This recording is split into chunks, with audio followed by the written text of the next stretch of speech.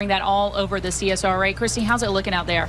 Yeah, there was a lot to cover, a lot of damage yesterday. Thanks, guys, out of the course. We'll take it from here. The National Weather Service, guys, confirm an EF1 tornado touched down in Monetta, and they are still out here in town looking at damage across the area.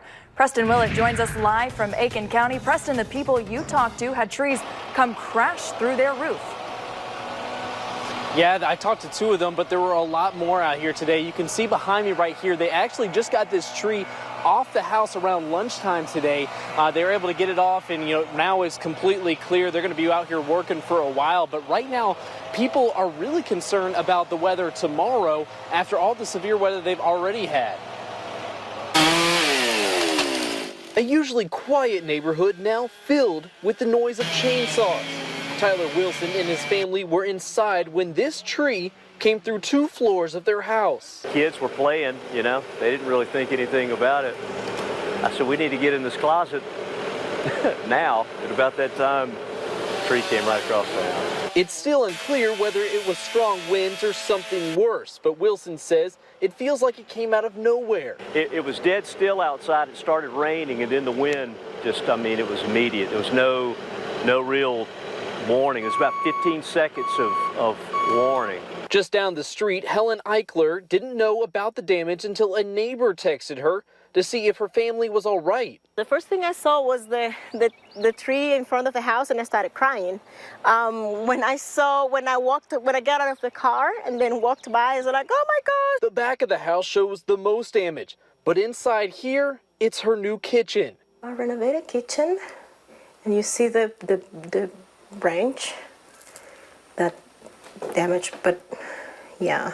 With more storms expected, both are already worried about more possible damage. But this one, I think this one's going to be a bigger concern.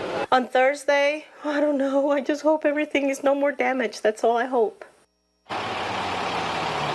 A lot of people are hoping there is no more damage, but crews are out here working right now. They'll be out here till a couple more minutes. They were working all through the night last night, so they're not gonna work quite as long tonight. But the big goal today was getting all these trees off the houses.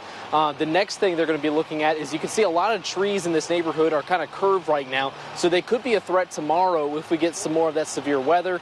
But right now, the big thing today was getting the trees off the houses. Thanks a lot, Preston, from the live update out in Aiken County. On the Georgia side of the river, National Weather Service crews are looking to see if the damage there is caused by something called downburst winds. They can be as strong as a tornado, but they've not ruled out an actual tornado just yet. People here are still a little shaken up after the storm.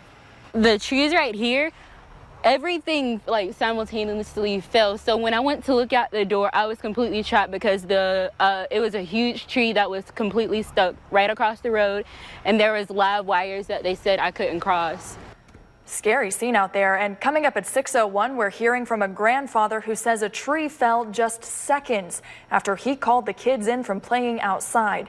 A very close call there.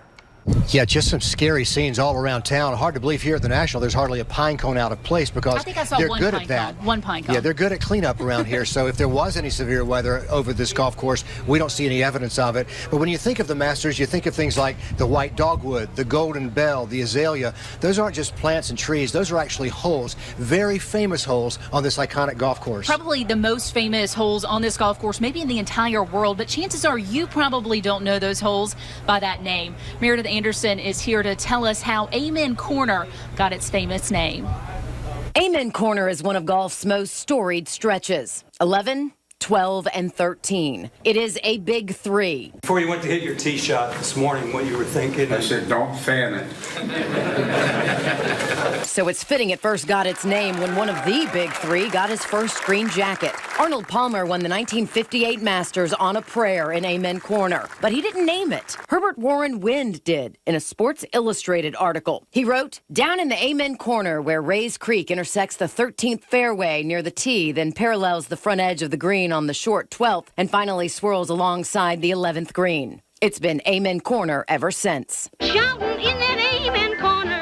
And this could be the soundtrack that inspired it. Shouting in that Amen Corner. It is a recording by jazz singer Mildred Bailey. You can shout with all your might, but if you ain't living right, there's no use shouting in that Amen Corner. Some believe Bailey's not just referring to her church, but also a corner in New York City known for its sidewalk preachers. Now you're shouting in that amen corner. And then there's New York City's Fifth Avenue Hotel, known for heated political discussions and a whole lot of amens on Sundays. You're shouting in that amen corner. No shouting here come Masters Sunday, but you can bet on Green Jacket Judgment Day, there'll be more than a few amens on these big 3 holes. So stop that shouting in that amen corner. Meredith Anderson, on your side. Good old Satan.